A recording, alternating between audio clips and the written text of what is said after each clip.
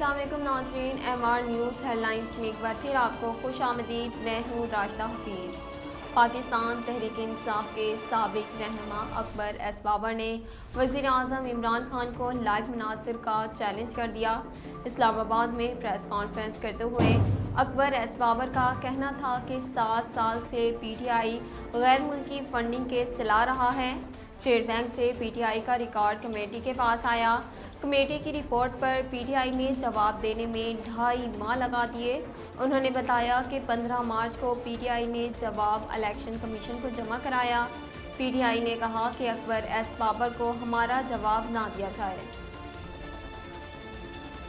अफगान तालिबान की जानिब से तालिबात के स्कूल खोलने का हुक्म वापस लेने के बाद जब लाइलम तलबात स्कूल पहुंचे तो इन्हें घरों को वापस लौटा दिया गया। इस मौका पर BBC की सहाफ़ी ने अपने ट्विटर पर एक बच्ची की दिलखराश वीडियो शेयर की जिसमें वो ज़ारों के तार रो रही है और कुछ कह रही है। वीडियो के कैप्शन में सहाफ़ी ने बच्ची की बात का तर्जमा किया और लिखा, ये बच्ची कह रही है, माँ उन्होंने मुझे स्कूल में दाखिल नहीं होने दिया और वो कह रहे थे कि लड़कियों को इजाज़त नहीं। आइन के आर्टिकल 63A की तशरीह के हवाले से दायरा सदारती रेफरेंस के मामले पर मुस्लिम लीग नून और JUIF ने सुप्रीम कोर्ट में अपना जवाब जमा करवा दिया। JUIF की जानिब से सुप्रीम कोर्ट में जमा करवाए गए तहरीरी जवाब में कहा गया कि PTI में पार्टी इलेक्शन नहीं हुए। जमात सिलेक्टेड अहदेदार चला रहे हैं। सिलेक्टेड अहदेदार आर्टिकल 63A के तहत वोट डालने या ना डालने की हदायत नहीं कर सकते।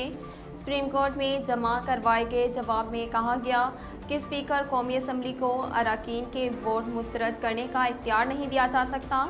लाजमी नहीं कि अदम एतमाद पर वोटिंग से पहले ही रेफरेंस पर राय दी जाए।